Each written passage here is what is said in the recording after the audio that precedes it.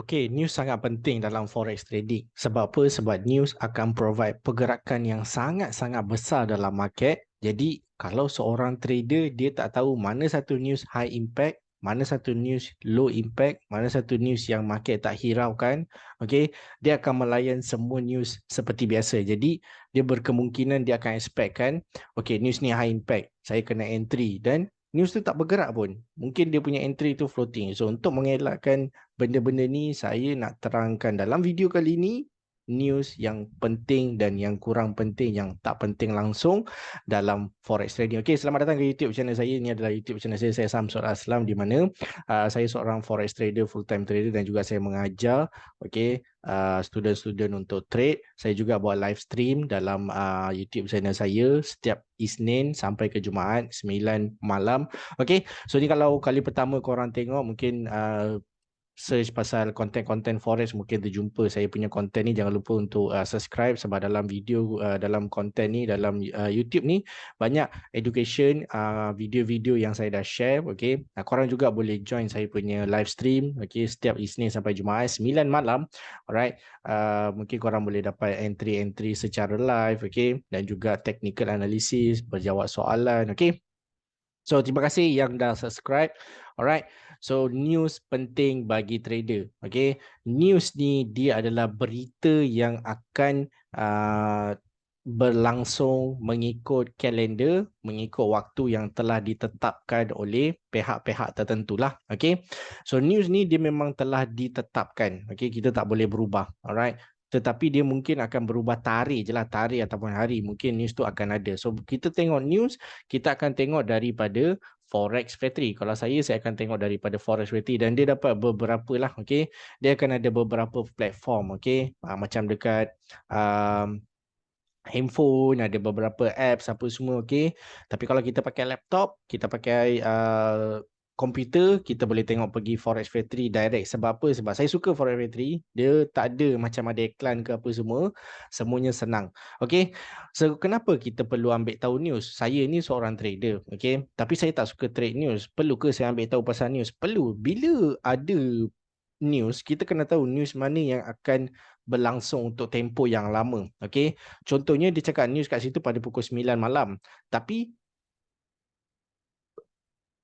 volume news tu akan habis pukul berapa? Maksudnya news tu start pukul 9. Jadi pergerakan laju, pergerakan untuk news tu akan berlangsung selama bila? Kita kena tahu, adakah 5 minit, adakah 10 minit, adakah setengah jam, adakah dia boleh mengubah trend.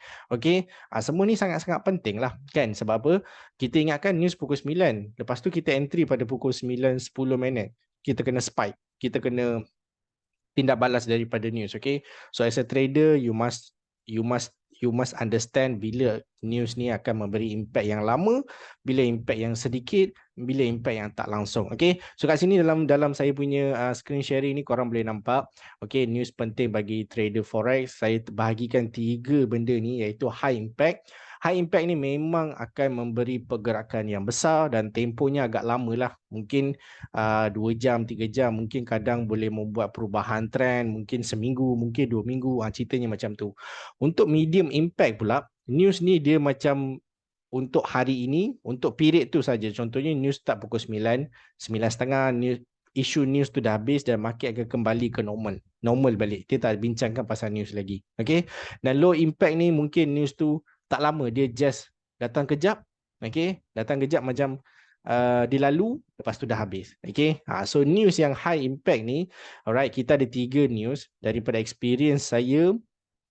Okay, 3 news ni untuk US dollar memang sangat-sangat penting. Okay, so news ni semua berkaitan US dollar. Okay, sebab majority of the trader akan trade pair-pair yang berkaitan dengan US dollar, terutamanya gold lah kalau kita tahu kan. Okay, so untuk high impact, kita akan ada 3 news yang penting kita kena ambil tahu.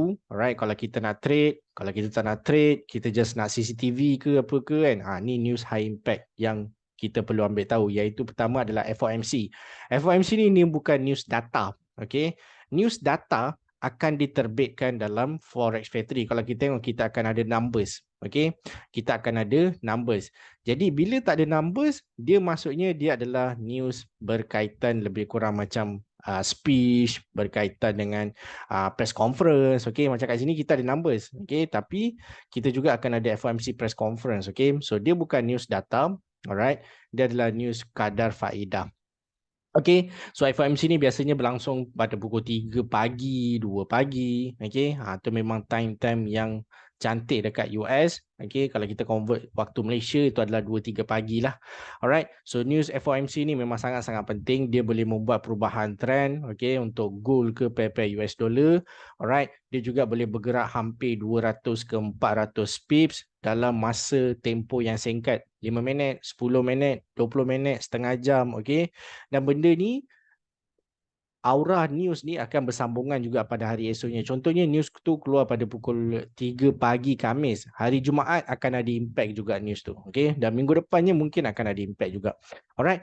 Dan yang seterusnya adalah news NFP. News NFP ni adalah news sektor pekerjaan dekat US yang akan diterbitkan. Data tu akan dikeluarkan setiap Jumaat yang pertama.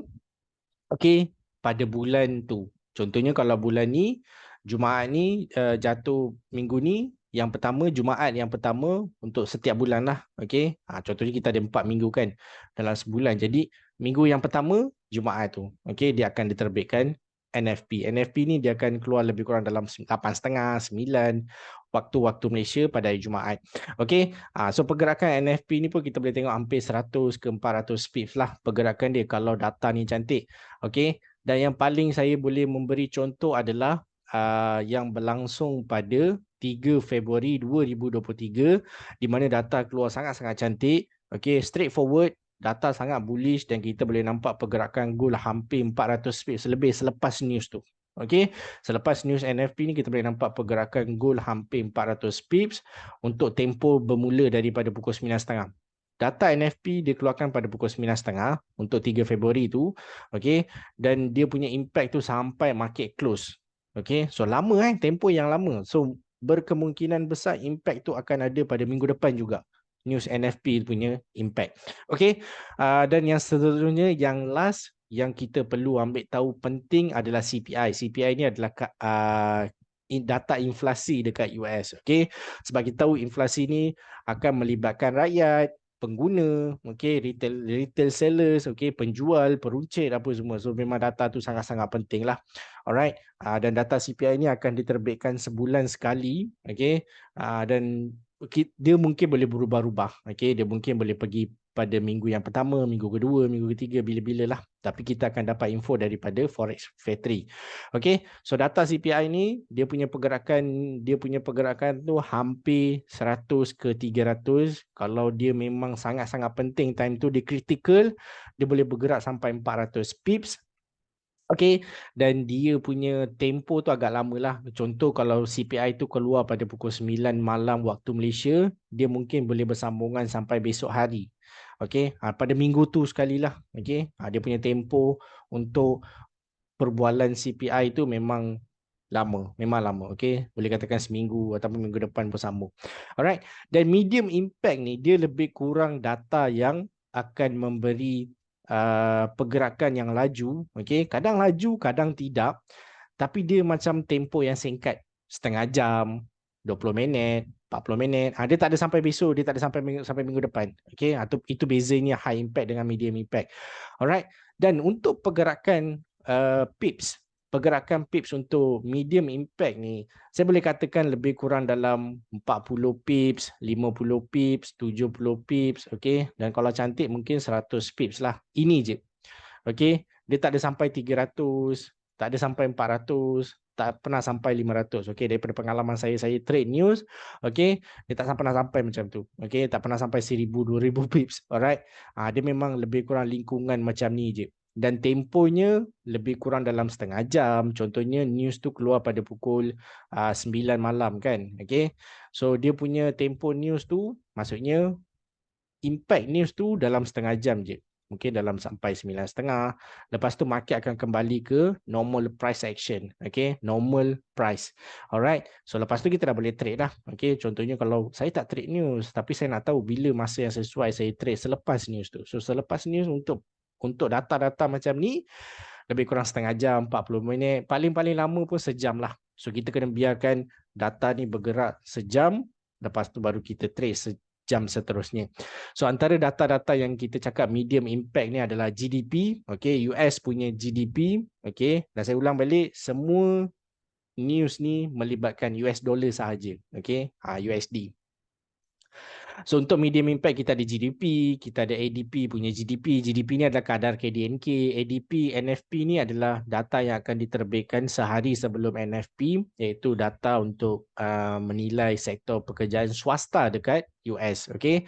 NFP ni pula dia melibatkan keseluruhan. Okay. Itu bezanya. NFP ni dia melibatkan keseluruhan kerajaan, swasta apa semua, kecuali pertanian lah. Pertanian tak libat sebab tu dipanggil non-farm payroll. Okay. Dan untuk ADP, NFP pula, dia melibatkan pekerjaan tapi swasta je. Dia mungkin boleh memberi petanda yang lebih kurang okey macam mana bayangan untuk NFP. Kadang tidak lah, okey. So saya anggap news ni just mengisi slot untuk news saja. Lepas tu kita akan ada ISM job opening, ISM service PMI, okey. So korang tak payah terlalu deep lah. News ni kenapa? Ada news ni apa? Punca news ni apa yang berkaitan news ni apa semua? Yang korang kena ambil tahu penting deeply adalah FOMC, NFP dan CPI. Selain daripada tu, korang anggap data tu macam mengisi masa untuk berita lah. Okay, kita ada premium UM sentiment, core retail sales, PPI, core PPI, flash service, core PCE price index. Okay, so ni antara news-news yang akan memberi impact besar. Okay, so kat sini saya lebih kurang dah masukkan semua yang penting. Okay, saya dah buat research, saya masukkan sini semua yang penting yang korang kena tahu. Kalau tak ada kat sini mungkin benda tu tak impact besar sangat lah. Alright, dan yang terakhir adalah low impact. Okay, low impact ni korang macam nak trade masa tu tunggu dalam 15 minit, 20 minit, okay. So biasanya unemployment claim ni contoh untuk news low impact mungkin dia bergerak 30 ke 50 pips, okay.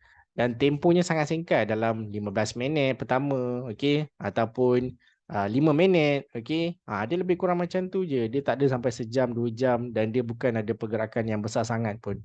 Korang tak payah risau sangat, okay. Paling-paling ni pun korang tunggu dalam setengah jam, news tu settle, lepas tu korang dah boleh trade. Okay, so ni adalah news-news yang penting, yang high impact, medium impact, low impact. Jadi tujuan saya share ni, lepas ni korang dah tahu, okay. Okay, contohnya kita ada NFP, okay, pada pukul 9 malam. Mungkin hari tu korang tak trade. Okay, sebab sebelum NFP, pergerakan market memang sideways, memang slow habis. Okay, sebab dia akan tunggu NFP. Jadi tak gunalah korang trade pada hari NFP tu. Korang trade, kalau tak nak trade news. Okay, kalau tak nak trade news, siang tak payah trade, malam tu pun tak payah trade. Tengok je, minggu depan baru start trade. Kalau korang nak trade news, NFP, siang tu tak payah trade. Tengah hari tak payah trade. Trade malam ketika NFP. Okay.